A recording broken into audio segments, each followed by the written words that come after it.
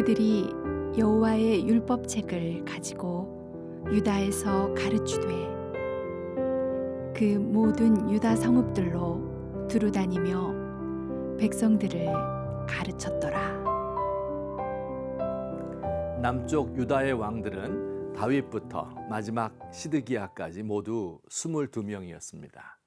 그 가운데 정말 훌륭한 선정을 펼친 왕은 모두 3명이었고 성경은 이들을 평가할 때 다윗과 같았다고 합니다.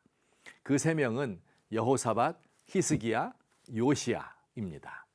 오늘부터 며칠 동안 유다 왕 여호사밧 때 있었던 일들을 함께 살펴보겠습니다. 여호사밧에 대한 성경의 간략한 평가는 이렇습니다. 그가 그의 조상 다윗의 처음 길로 행하였다. 오직 하나님께만 구하고 그의 계명을 잘 지켰기 때문에 하나님께서 그가 다스리는 나라를 견고하게 하셨다. 그는 자기 나라 구석구석에 있는 이방신을 몰아내고 하나님만을 전심으로 섬긴 왕이었습니다. 자, 여기서 이런 의문이 듭니다. 여호사밧은 자신이 가진 왕의 권력을 이용하여 여호와 종교를 진흥시키려 하였습니다. 군인들을 보내서 우상의 신당을 불태우고 그 사제들을 쫓아내었습니다.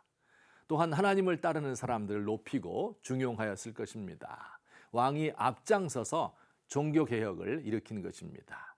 자, 그런데 이렇게 할 때 부작용도 예상할 수 있습니다.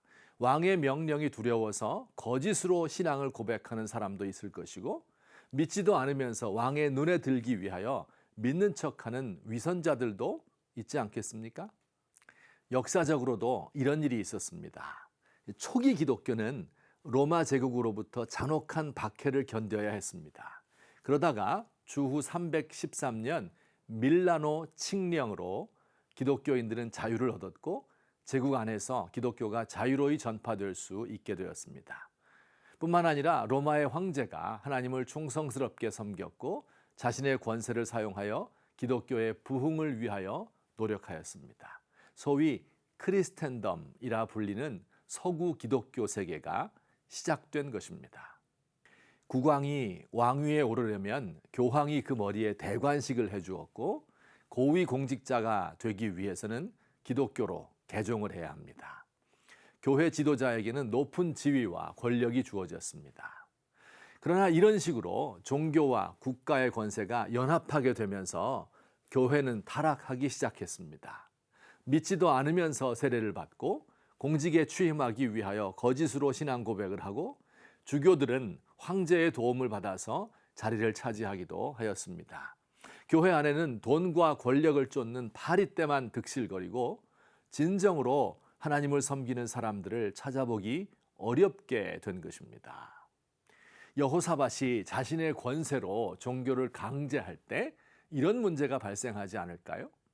여호사밧은 이 문제를 어떻게 해결하려 하였을까요? 그가 택한 방법은 하나님의 말씀을 잘 아는 제사장과 레위인을 전국에 보내어 율법책의 내용을 백성들에게 풀어 가르친 것입니다. 말씀의 진리를 깨닫게 함으로 강제가 아닌 진심으로 하나님을 섬기도록 한 것입니다. 그들이 가르친 창세기, 출애굽기, 레위기, 민수기, 신명기에는 단지 하나님을 섬기고 정의롭게 살아가는 율법만 들어있는 것이 아닙니다.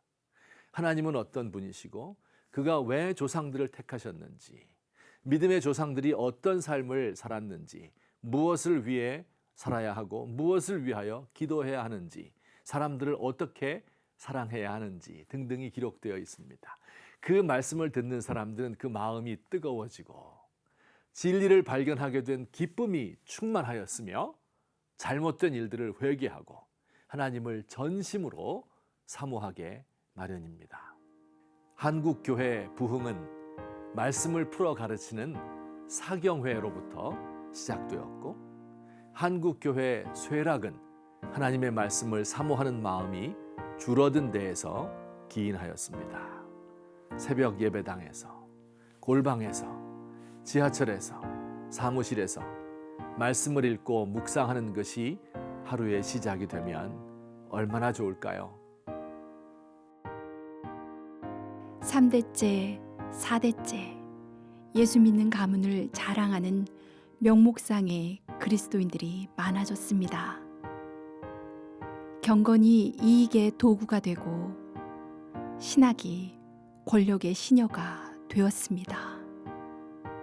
주여, 살아계신 하나님의 말씀을 사모하는 열망이 우리 속에서 끓어오른다면 그 말씀을 전하고 싶은 간절함이 목회자들의 골수에 불어 견딜 수 없게 된다면 얼마나 좋을까요?